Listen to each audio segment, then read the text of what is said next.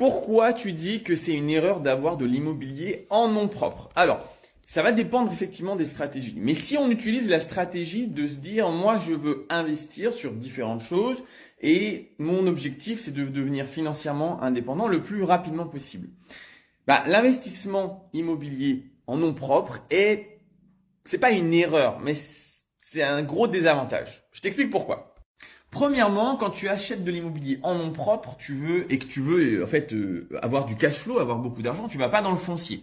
Tu vas dans le meublé, voire même dans la location courte durée, dans la colocation, dans des logements atypiques, etc.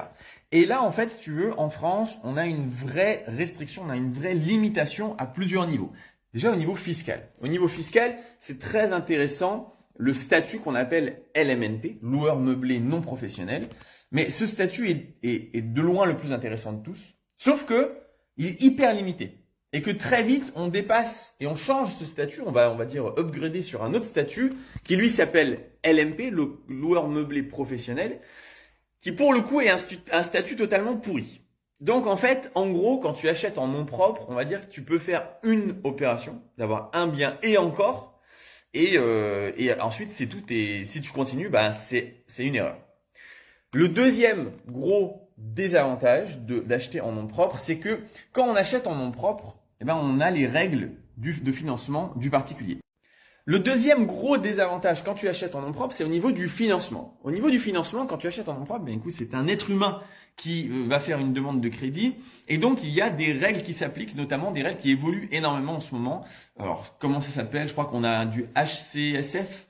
HCSF, c'est la haute surveillance des crédits. Je sais pas ça, hein, mais voilà.